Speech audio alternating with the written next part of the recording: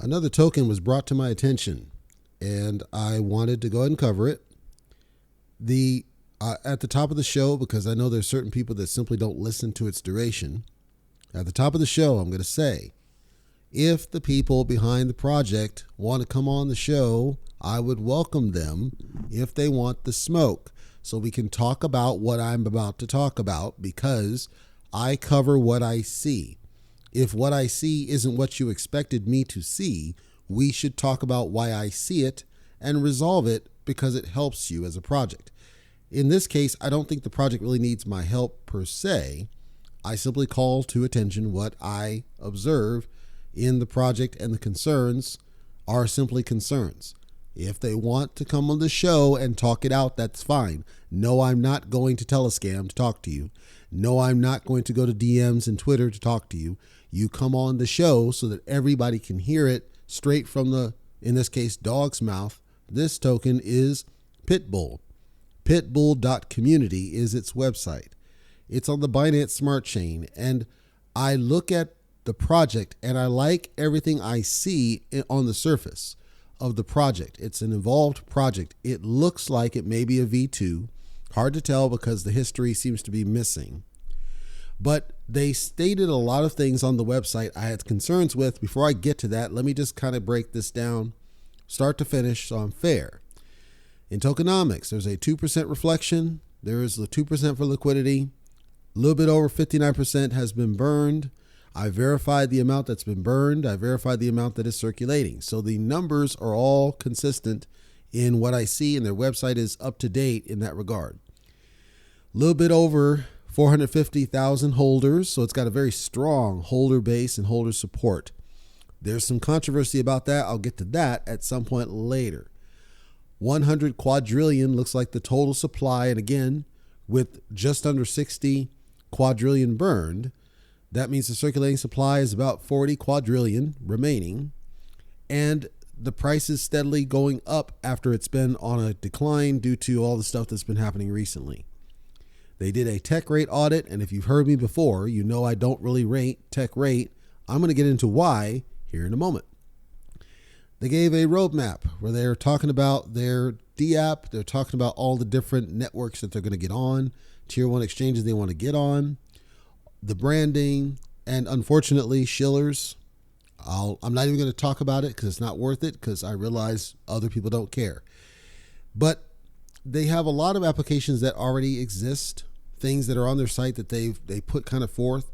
And I want to talk about one of them that I was able to experience at least firsthand. They have a tool they built. It's a DApp that they built that allows you to track your holdings.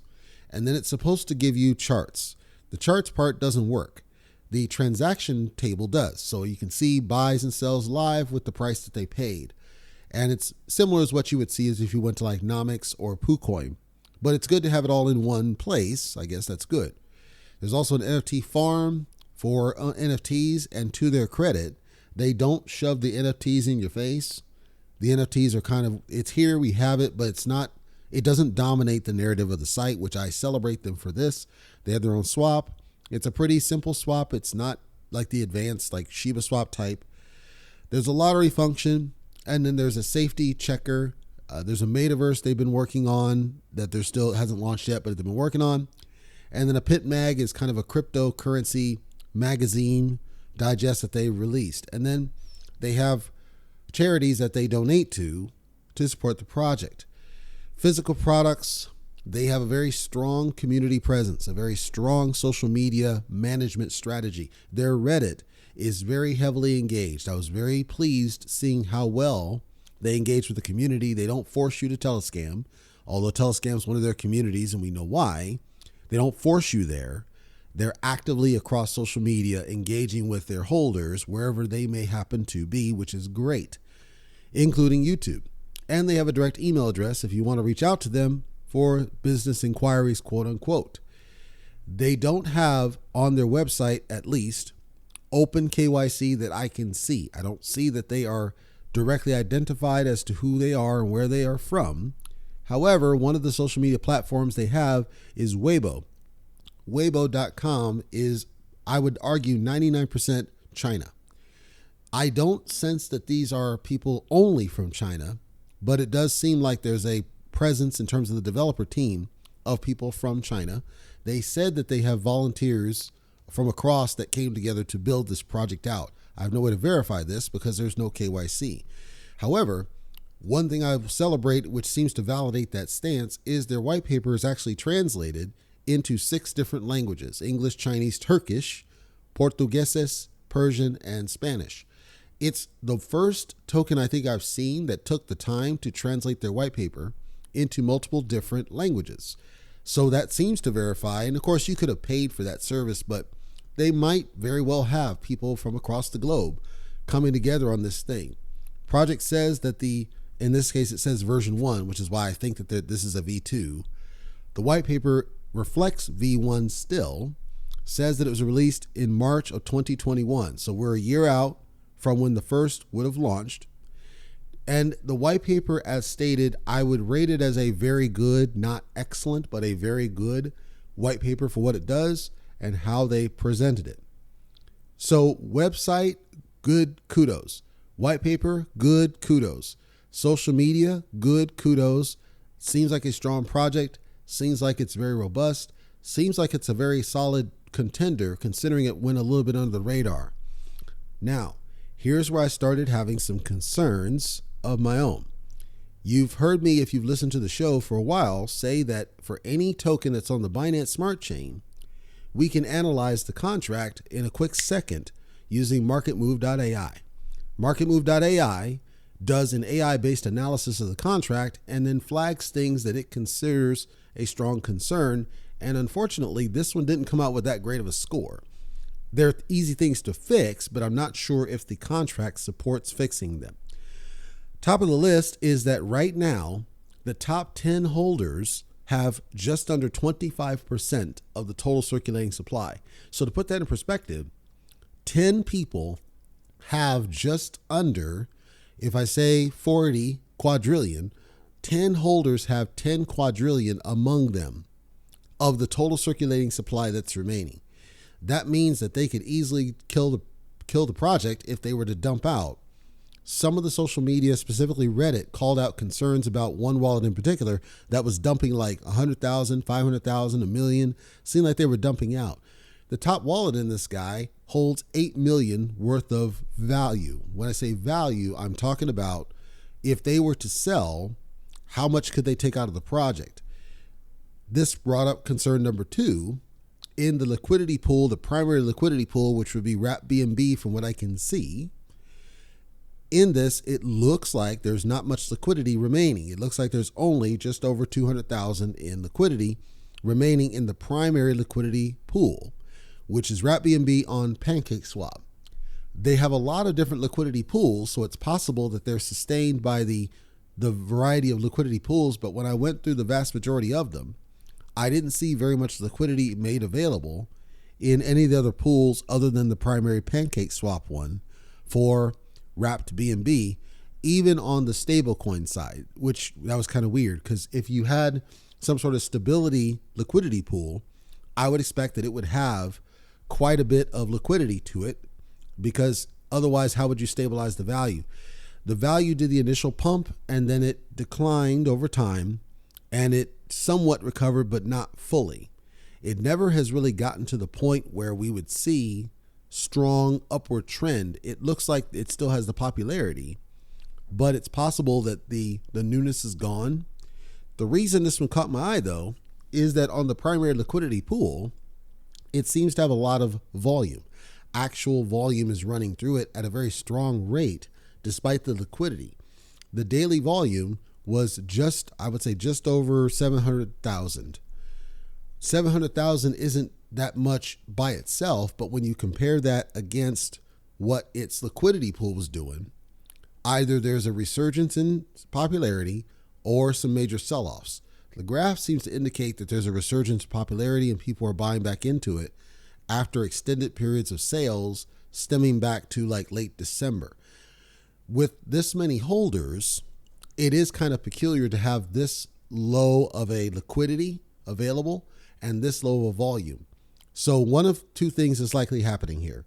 Either I'm correct and the the newness wore off, because this is listed on exchanges too. So it's not like it should not have more volume than it does, because it's on exchanges like crazy.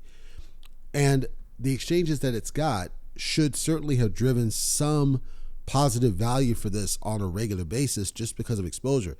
Like if I look at Hotbit alone should have gotten way more value and volume than what I'm seeing.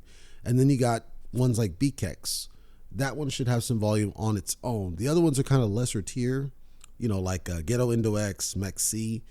But just presence on the exchange, there should be a lot more awareness that the project's there. And because of the price, it would appeal to people to just say, you know what, I'm going to toss a little money and see what happens.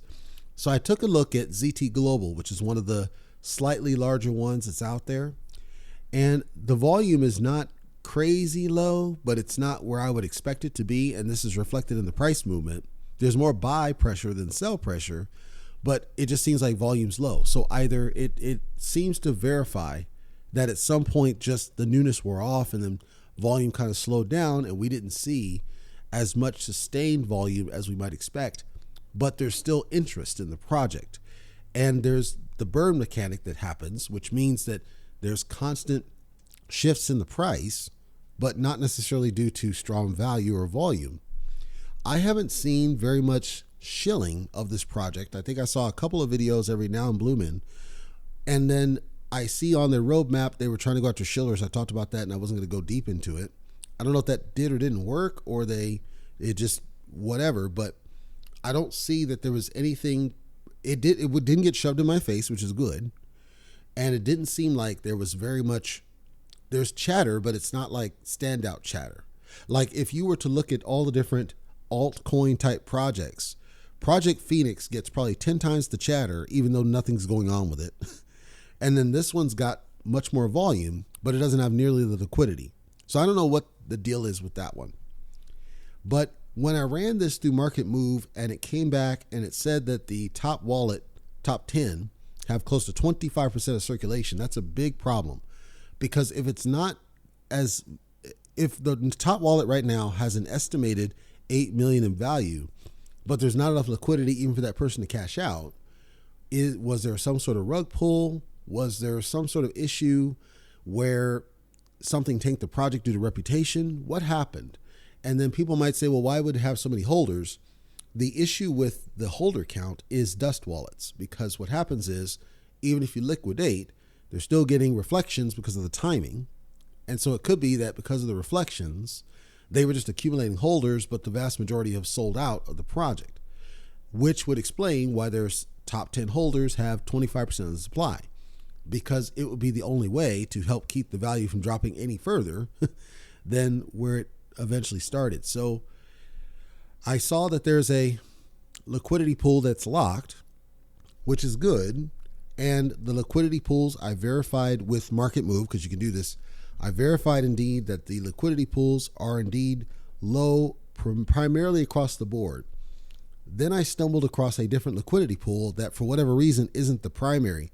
And I think what happened here, and this may be something they want to address, because I think it might be contributing to some of their issue, and I'm not sure if they're working on it now. It looks like the vast majority of their liquidity is still locked, not locked, but still in PancakeSwap V1. Tokens that spin up have primarily focused on PancakeSwap V2, or like on the Uniswap side, they would go to Uniswap V2 unless they were pushed to V3. And if you know about the different, like with Uniswap, for example, the main difference in Uniswap V2 versus V3, Uniswap V2 is open source code, so you can review it, and then Uniswap V3 is closed source code. I don't know if PancakeSwap has that same thing. I do know that PancakeSwap V2 was supposed to be the push for the default. It may simply be when the token was spun up the first time that PancakeSwap V1 was the go-to and V2 was just coming around and they didn't move it. And maybe there was no reason to move it, but I don't know if there's an opportunity to do so, but I would be curious if having it stuck in V1 causes problems with buys and sells. Maybe not. Don't know. So that was the one thing I noticed is, yeah, there's liquidity, but it's locked in the lesser V1 for PancakeSwap and not in V2. a pancake swap, that might go to price impacts and cause issues with people trading. Maybe, I don't know. So then I looked at the contract. Now, in their white paper and pretty much predominantly throughout the site, they make a lot of claims that can't be independently verified, and you have to review the contract. So, for example, the liquidity is locked. We see that. Yes, that's confirmed. The they burned over half the supply. We confirm that. We see that. However, they made statements that the ownership was renounced upon its creation to a dead address. I don't know what that means. So I speculate what that means, but I don't really know what that means. So Market Move wants to understand if ownership has been renounced, and normally ownership renouncing is a function that you call, and what it does is it sets the owner explicitly to a zero wallet. When you do that, Market Move is smart enough to test that it's not an actual wallet. So basically it goes and queries, and it wants to make sure that this is not an actual wallet. Or some might actually transfer ownership to the dead wallet, but that's usually looked at as a yellow flag. They don't like to see that. They like to see that there's an explicit call that renounces ownership, that sets it to a zero-based wallet. It's what I've seen normally. In this case, Market Move says, no, there's still an owner address put on this. I looked in the code. There's a section, I'm trying to simplify it so I'm not over technical, but there's a section that talks about, is this owned by somebody? And you can transfer ownership. There's an event. So it says, did this get changed, this owner, to somebody else? Then it says, all right, we're going to send a request, and the initial sets the deployer contract, which is a different wallet, as the initial quote owner. So this would be, I have a wallet and I want to set this contract in motion, and it's going to be the initial owner, which is kind of the default. That's okay. Then there's a function of the current owner. So we want to search it and see, is the current owner set correctly? I query it. It comes back. Yes, that's good. Then there's a function that says, let's check this and make sure that whoever's calling this is the owner. And if it's not, it'll error out at you. So all this is good. And by the way, kudos to this Pitbull team for very detailed comments in the code, and I can compare the functions and the code syntax against the comments because I can see what they're trying to do.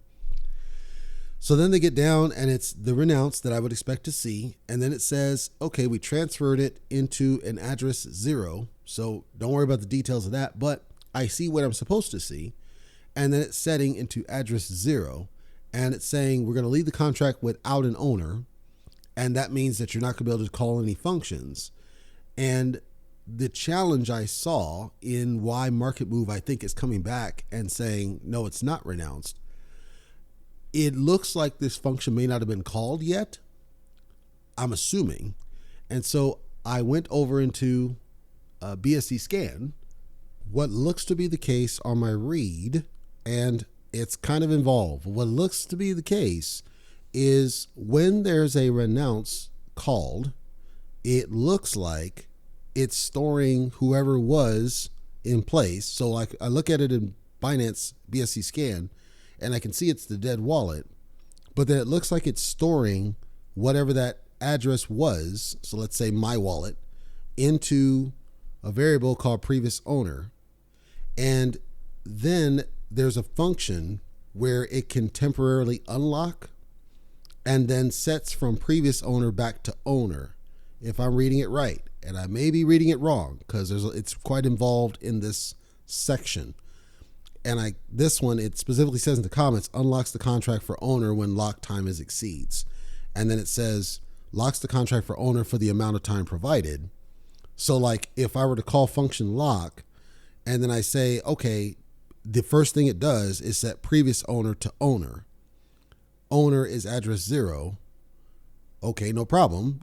Address 0 is what I would expect. But if address 0, which is an array, stores previous owner's wallet, that's going to basically set the owner back to whatever that wallet address was before I called the lock, if I'm reading it right. This one I might not be reading right. So I'd love to have them talk it out to explain this section of the code, because Market Move is pretty adamant that the ownership's not truly renounced. Although I verified on BSC scan, it is set to the dead address. They may be seeing that this function's there that's not truly fully renounced because there's a function to undo it, is my guess. Which creates the other issues with centralization because it's talking about the inclusion in rewards, changing the tax fees, all the different things that can happen if the ownership is not fully renounced in the contract, and thus changes could be made, or it could be that these are functions, legacy functions left in there. So in the TechRate audit, when I go take a look at that and see what they say about it, TechRate doesn't even call out the centralization in what it reviewed. So I'll summarize, I guess, what I see a couple different ways. Number one, yes, I love the website. I love the way they do it. I love the community and the way they handle it. I think there's a good product here. I think they have a lot of potential, but I don't rate TechRate. I would love to see a Desert Finance audit because Desert Finance is going to kick the tires. And if there is something there with the centralization risk, they're going to find it and they're going to call it out. So I would love to see a Desert Finance audit. I think the white paper is good, but I think we need to resolve the question about some of the stuff that's shown in the contract code that Market Move's calling out to see if they're truly issues or if Market Move's misreading something. And if it's misreading something, why? Because I've run multiple BSC contracts and I've never seen it do what it's doing, where I see in BSC scan that it's set to a dead wallet, but then I see a function that lets you temporarily unlock, and Market Move appears to be resonating to that. So I think it needs to be resolved because it goes to the accuracy of the white paper. The fact that they have white papers in multiple languages and PDFs, Hercules, great. So content is great. The products and things that they have, great. The approach is great. The messaging is great. And it seems like they're serious and it seems like they're engaging. The liquidity beyond V1, I'd like to understand a little better if it has to stay that way or if you could somehow resolve that, get to V2. I don't know if you can. Maybe you can't because it's locked, because that's possible. So talk that through. What does that mean? Does it affect anything? Maybe not. Maybe it doesn't. Maybe it's fine. I know that when I was trying to battle Pancake Swap, when I first got into Binance, I was having issues with the V1, V2. Same with Uniswap, because it was like certain tokens were still stuck on V1 and the interface defaults to V2, and they actually added a switch at the bottom to forcibly go back to the old, but then they removed those switches. That's why I want to understand, was there some way that Pancake Swap bridged it to where you don't care and then it's moot? Or is this an issue that you worry about? And with the volume being as low as it is it a problem? Is it not a problem? The other piece is, as I look at on DEX tools, in this case, I want to try to understand, given the whole Pancake Swap V1 situation, and I did find those, if somebody were looking to check the project and look at the graphs and and I don't know if this could be fixed, but DEX tools struggles when you have different liquidity pools. It'll show you a bunch of garbage and you can't get to the right thing. So it misrepresents where your project is. So like I can see, but I have to scroll down the wrapped BNB for Pitbull so that I can see what that movement is. And then I see a market cap of 150 million. I see holders of close to 500,000, but it says the volume's none. And that's because when it renders, it's querying the different pool for just wrapped BNB. When I refresh, then it goes back and says, oh, well, actually there's 500,000 here. There's nothing in DEX tools where I can find the liquidity pool I know is there for just BNB because of the way DEX tools works. It doesn't let you do on the desktop side, I should stress. It doesn't let you easily do the getting to that specific pair that would have the vast majority of the liquidity so that the graph is accurate. Like even now, I can't see the straight BNB pool on V1. I can see the wrapped BNB pool, but it's not the 4 million. I can't see the pool for 4 million, and I don't know why, because I know it's there because I see it on Market Move. So I'm saying that people that are searching might get thrown off because they'll see numbers that aren't accurate based on where the token truly is, that the liquidity actually should be healthy if it can still help hit the V1. Now, it's possible if this is a V2 token that the liquidity is for the V1 version of the token. That's also possible. Goes back to my question of whether or not that liquidity can be reclaimed or if it's locked or what the deal is. to get it to where it's all consolidated under V2 so that now the DEX Tools interface can be accurate and not misleading as it currently is. So the way that they're positioning their tool, the project, I think is excellent in messaging. I just think there's these other things, these niggling things, these small little things that hamper the confidence in people to buy into the project potentially, because you're getting misleading perceptions from different sources outside of your control source. The screeners reviewing the contract swear that it's not renounced. There are functions that let you temporarily renounce ownership. These are concerns should be addressed because they go to the white paper. The DEX Tools interface, from what I can see, isn't showing me the liquidity pool that I think is the one that should matter, which goes to the health of the project. As a result, things like the trust score and other things are affected. All these are external things that I think need to be cleaned up. If they're truly wrong or misrepresented or whatever, I think they need to be fixed, however they need to be fixed. And I did cross-check as much as I could against like ZT Global and other sources just to make sure I wasn't seeing something wrong. And ZT Global swears that there's volume, which is good, but the liquidity is the liquidity. So I should be able to get straight to that pool and see the price movement around that pool, which is the primary pool, I can tell, because it's got like 4 million in liquidity. And it's shown as a liquidity pool, so it's got to be powering something. But what is that powering, and why can't we expose it through DEX Tools like we think we should? And why does DEX Tools think there's about 200,000 when there should be like 4 million? These are open questions I think should be answered. Personal opinion anyway, because it looks like it's a solid project. It looks like they have all best intentions. It looks like they're trying to do something that could be shattering. I just think all these things should be addressed. I also think, before they go after, because I know they're also going after OKX exchange, I think a lot of those should be addressed before we get on more exchanges. And if it's simply a matter of inaccurate documentation in places, I think that should be addressed as well. Pitbull.community is their website. I do encourage you to take a look at it. It does look like a solid project. Just there's a lot of confusing data points out there. I don't put an opinion about why they're confusing. I just say they're confusing as presented. And it may be a big nothing burger, as somebody once said, or there are things that should be addressed that I think would hold them back. I'm just going off of what I see. And unfortunately, I can't get to the point outside of their tool to see true volume. The volume looks low.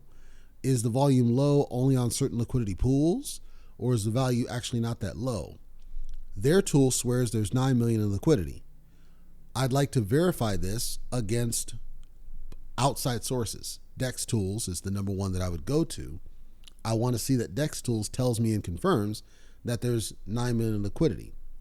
Market Move says there's just about probably about 5 million in liquidity. Yeah, 4.6 million in the top liquidity pool. And of that, 1%'s unlocked. So it can't be both. It can't be 5 and it can't be 9. I can't even find, let's say it is 9. If Market Move says that there's 5, then the delta would be the 4 that I'm seeing over in PancakeSwap V1 to get to the 9. However, I can't get DEX Tools to confirm that there's even 5. Like that's the thing I would like to better understand. And again, could be just a misread of the data, but it doesn't look like any other token I've ever seen doing the same thing. When I look at then PooCoin says it sees the V1 and the V2, but PooCoin only comes back with the 5 million in liquidity, not the 9 million that the Pitbull's tool comes back with. So let's assume that DEX Tools can't see the V1 pool. I would like to know why, and that should be resolved. I suspect it's because DEX Tool wants it to be wrapped BNB rather than BNB because of the way that the liquidity pools normally work. I suspect that's why. No problem. Then I'd want to solve why is there a discrepancy in 5 million on PooCoin and 9 million, close to 10 million in their tool. Where's that gap? Where's that delta? And the only explanation I got is this extra 4 million sitting in V1. So if anybody's listening, I think the external data sources should be fixed and consolidated so that they're all consistent in whatever's the truth.